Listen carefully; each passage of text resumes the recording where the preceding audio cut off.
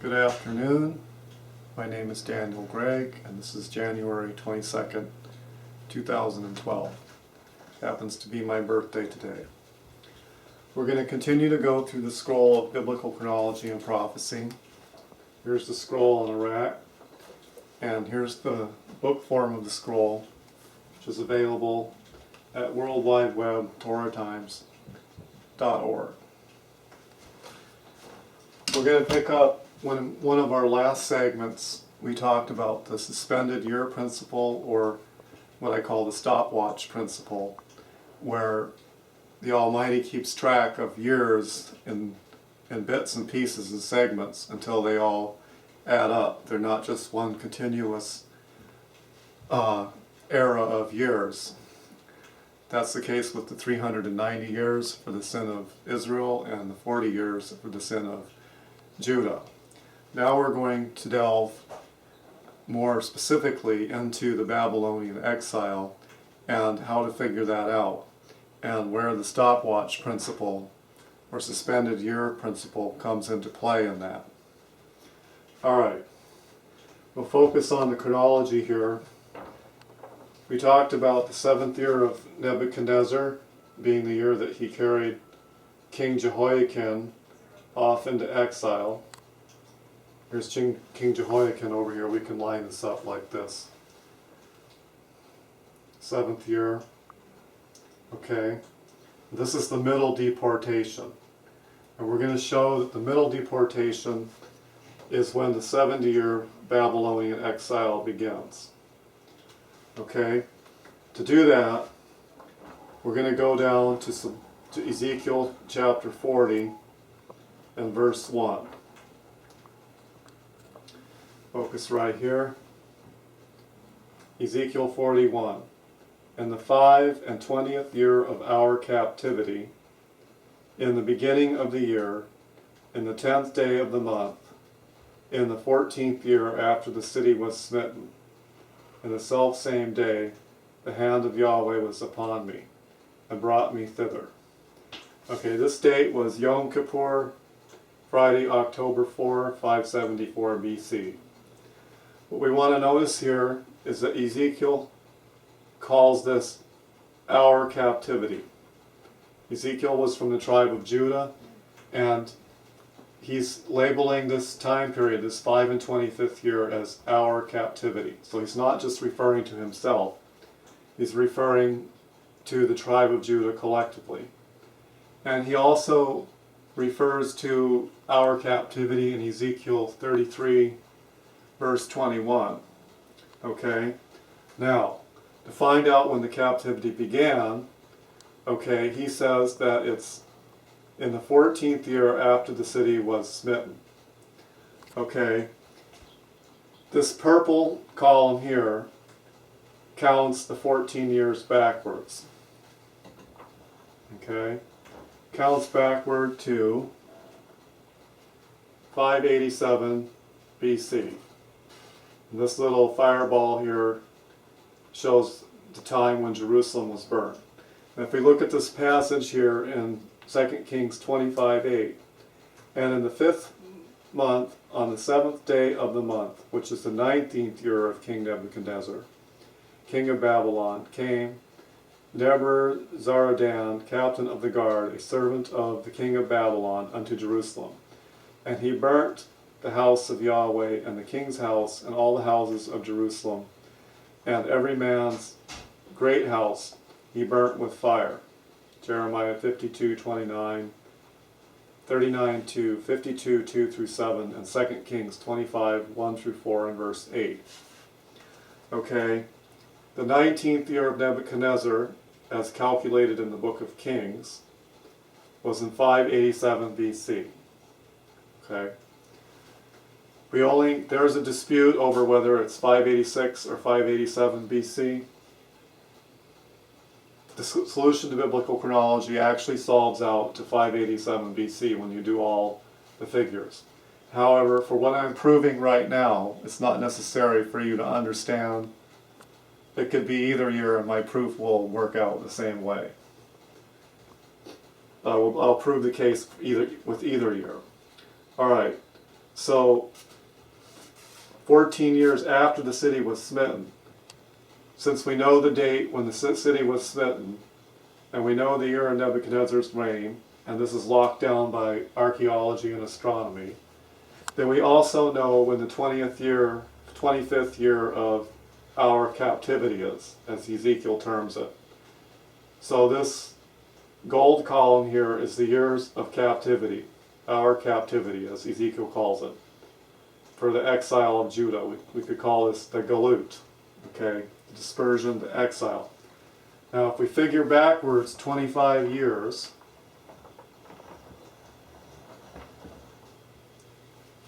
we come back to the exile of King Jehoiakim.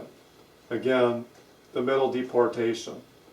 So the 70 years of captivity start from the middle deportation in 597 BC. This deportation involved the middle class of Jerusalem, the carpenters, the artisans, the important people, the nobility, leaving only the poor in the land. Okay?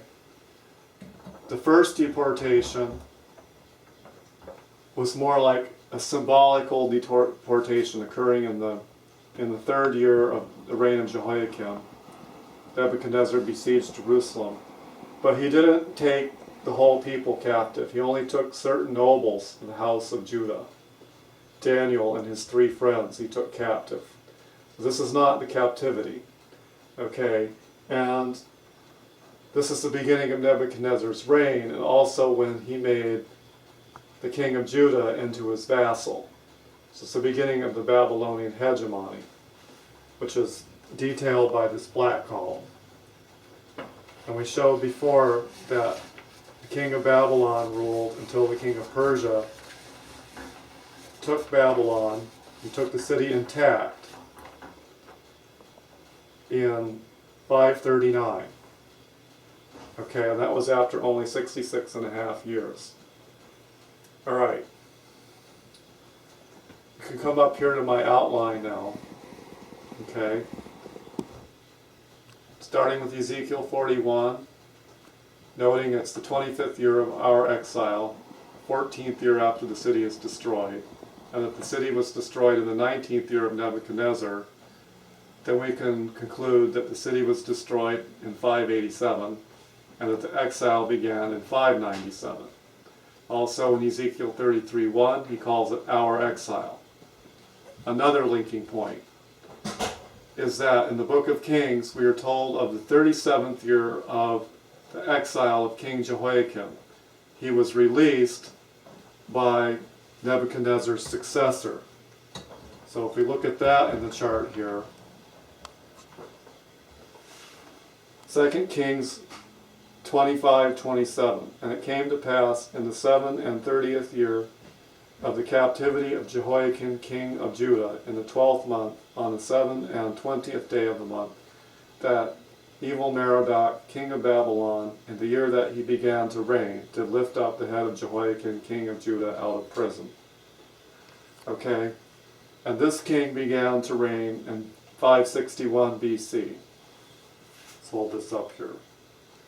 Look underneath the wand here. Okay, so this is his accession year over here on the right hand side. Okay, and that begins approximately 561 here. Okay, and again, this synchronizes the 70-year exile back to the exile of King Jehoiakim. So the exile of our captivity, or the captivity of Judah, and the exile of King Jehoiakim are synonymous. By saying one, you mean the other, and by saying the other, you mean this. Okay? Now, in the book of Ezra,